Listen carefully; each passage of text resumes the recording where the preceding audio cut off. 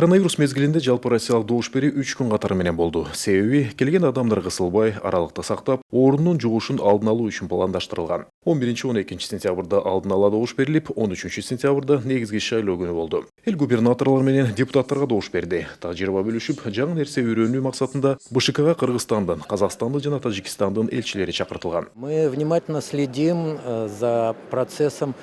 Биз Кыргызстанда болуп жаткан шайлоо процессине көз салып турабыз. Анткени 5 жыл мурда өлкөдө добуш берүүчүлөрдүн биометрикалык каттоо системасы киргизилген. Бул өз кезегинде шайлоо учурундагы мыйзам бузууларды жокко чыгарды. Бул багытта Россия Федерациясы жаңы жылыштарды жасап, электрондук паспорт системасын, шайлоочулардын бирдиктүү реестрин түзүү боюнча иштердин үстүндө иш алып барууда. Кыргызстан бизге салыштырмалуу чаканыраак өлкө болгондуктанбы бул тармакта алдыга озуп кетти десем болот.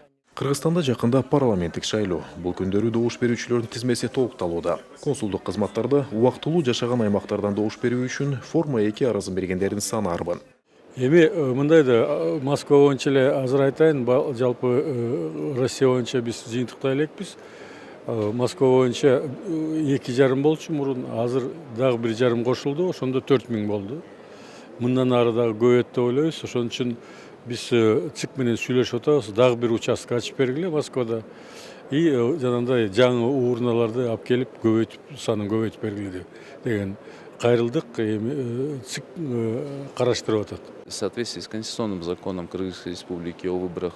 Мыйзамга ылайык шайлоочулардын тизмесине өзгөртүүлөрдү жана толуктоолорду киргизүү процесси шайлоого 15 күн калганда токтотулат.